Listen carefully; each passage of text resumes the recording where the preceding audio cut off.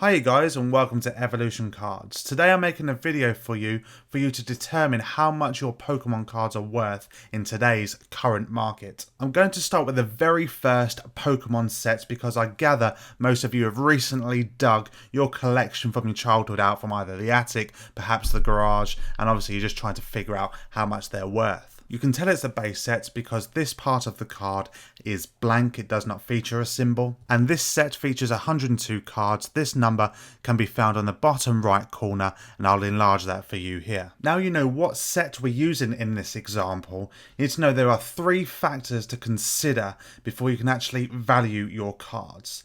The first factor is types. The second factor is condition, and then finally we can move on to pricing up your cards. The first factor is types. So the base set has 4 examples to go by. We have first edition, shadowless, unlimited, and the 99 to 2000 base set. The reason why types is an important factor is because it's based on rarity, and obviously rarity pushes up the value of your cards.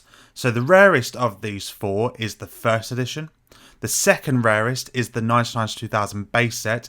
This was released just in the UK. The third rarest is shadowless, and the unlimited is the most common form of all 4 types. Now it's time to show you the different types in more detail so you can analyse both your cards and other cards that are on the market. To start with, we have the first edition. You can tell it's first edition because it's been stamped at the bottom left of the illustration window. Now we're going to move on to the shadowless variant. As you can see, it's virtually the same as the first edition print, except for it does not feature that first edition stamp. Now we're going to move on to the reason why it's called shadowless. I'm sure many of you have read quite a few articles by now, but some of you may still be struggling with the concept of shadowless and non-shadowless. So what I'm going to do here, I'm going to reveal to you an unlimited card behind it. And as you can see, the shadow is now appearing around the right and now the bottom of the illustration window. And of course, this wasn't the only addition when they started changing the printing to unlimited. They actually bolded the 120 HP font there, as you can see. And this fire spin move, you can see that the energies were spread around. Fire spin was enlarged, and of course the attack was enlarged in itself. So as you can see, quite a few differences there, and of course that purple background now, or that purple stripe shall we say, is now changed to black. So now we're going to move on to the actual unlimited card itself. As you can see, the shadow is now around the illustration window, the 120 HP has now been bolded, and the fire spin attack has been bolded and expanded. Now I'd like to draw your attention to the bottom of the card. As you can see, the copyright says 1999 Wizards. The reason why the unlimited copyright data is important because it's the only difference between the 99 to 2000 base set. So as you can see there, I have just revealed the 99 to 2000 card behind it. Once again, that is the only difference between the two. And last but not least, we have the 99 to 2000 base set card. So as you can see there, the only real difference is the 99 to 2000 copyright. There are slight variations in colours now and again, but the only thing you need to pay attention to is the copyright date. Now you know these 4 types of the base set. I will say there is one exception, and no doubt you're looking at your Machamp right now thinking, well, why is there a first edition stamp on the card when there's also a shadow around the window? See, Machamp operates a little bit differently. Within the base set, they were all sent away to be first edition stamped. So you do have your first edition shadowless. You don't have a shadowless by itself because they were all sent away to be first edition stamped. Moving on, we have your first edition unlimited and your first edition 99 to 2000.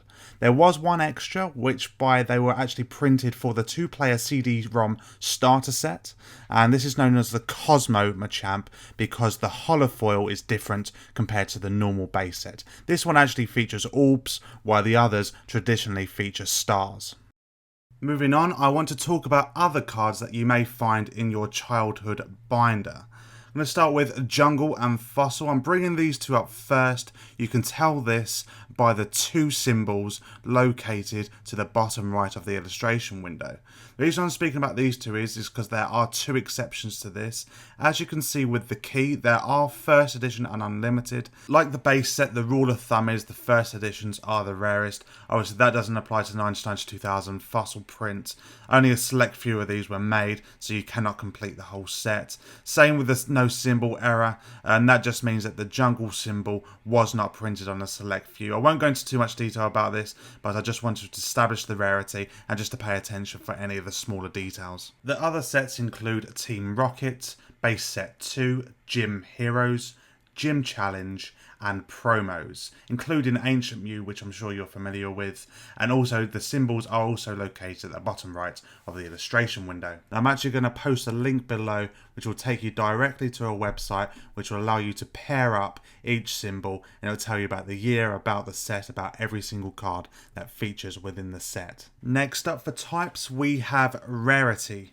Rarity comes in 4 types within the cards, and they are known as Holo Rare, Rare, Uncommon, and Common. These symbols are found at the bottom right of the card, next to the card set number. I will say I think this is self-explanatory, and I will say that the commons and the uncommons are usually only worth pennies. So for the Factor 1 summary, I hope everybody now understands the differences between the base set, the rarity factors of it, how of course the Machamp is the exception to the rule, because there are many first edition unlimited Machamps floating around out there. I hope that with the first edition unlimited, how it converts over into the newer sets, and of course the rarity factor at the end of that as well. I want to take the most time educating you guys on this bit alone, just so you know when you are looking for your cards on eBay and things, you know exactly what you have.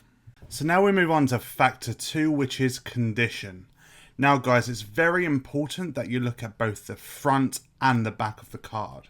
You'll usually find that sellers will list their items based around 4 conditions. They are mint, near mint, excellent, and played. Now mint means perfect. That means there is no scratches, no hairline scratches on the holo, there's no silvering around the edges, and of course there's no scratches on the card. Now flipping it over, there would be no white nicks on the corners, there'll be no whitening on the edges. Now we're going to move on to near mint. Near mint, as you can see, there's a few scratches on the holo, nothing too significant. I don't know if you can make it out there, but there is quite a bit of silvering on the edges. Turning over, you can see that the corners are slightly fraying there. Sometimes, obviously, there's a few white nicks that could be considered near mint as well. Now we're going to move on to excellent. As you can see, there's multiple hairline scratches and scratches on the holo, silvering all the way down this edge here and across the bottom. And I don't know if you can make it out there. There's a few scratches on the card as well. Now flip the excellent card over, and as you can see, there's white all the way around. There's even a few stains on the card, a few grease marks. Of course, that's typical of very old cards that are played with. Now moving on to the played cards, as you can see, it exhibits exactly the same as an excellent card, except for it's got this huge crease down here. And of course this applies to any kind of played card, even if the card itself is mint, but it does have a slight bend or a crease. You'll be able to spot this in the light quite easily, especially bends. That would mean you would also have to label it as played. Just want to do a quick summary for Factor 2 condition, because it's imperative that you understand the condition of your cards. Just imagine if you were to buy a brand new bike, and of course you would expect to pay top dollar for it because it was unused.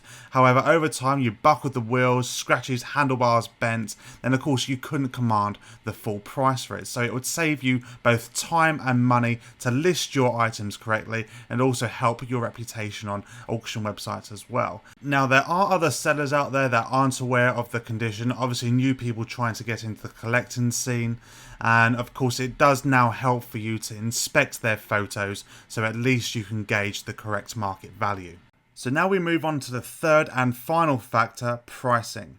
By now I hope you've gained enough knowledge to know exactly what cards you have, and of course what condition they are in, because both of those factors are important when it comes to figuring out how much your cards are worth. Pricing involves simple math. It literally is the 3 most recent sold items divided by 3, and that will give you your current average of what your card should be worth. With the first 2 factors in mind, go onto eBay and say you wanted to find out what your Charizard base set unlimited card was worth. So you type that in to eBay, and then of course you click the search button. And of course that will bring up all the information about cards. Of course, don't worry about the ones in the plastic cases. They are PSA related, and if your cards aren't in that case, then you don't have a graded card. So now I want you to go to the sold listings, which is here. I want you to click on that because it's these figures that are important, because anybody can list a card from what they want. They can list it for $1,000 if they liked, but it doesn't mean they're going to get it. Now the best method for this is to get the 3 most recent sold items. So as you can see, the top one there, $52.99, that one $44.99. Remember, we're looking for a near mint card here. And then if we go down, as you can see, there is a base set 2 one, so we don't want to include that. And of course there is a played one here as well. We don't want to include that because we are only looking for near mint. Now finally we have the $74.99. So you add all of those up together and it equals $172.97. So it's important to focus on this, and we are now going to divide it by 3. The reason why we're dividing by 3 is because we've only selected 3 cards and they are the 3 most recent listed. It's important to take the average over the 3 most recent sales. This ensures that the data is up to date and current, and that ensures that this video will be timeless and help you be able to figure out how much your cards are worth from now and in the future. I just want to say that this isn't the only way on how to value your cards, but for those who have literally just dug out their collection from their childhood, I think this is the most easy and simplest way. I also want to just obviously take the time to help you guys understand the different types, because in the last 3 or 4 years, the 99 to 2000 base set has only just come to light. So of course that's a new addition to tell you guys. And of course, you know, condition is also a major factor as well. If you guys have any questions, please pop them in the comment section below. And if you can't find your cards on eBay, always ask a reputable dealer just to ensure that you don't get ripped off. If you found this video helpful, please like and subscribe because there are many more videos like this to come.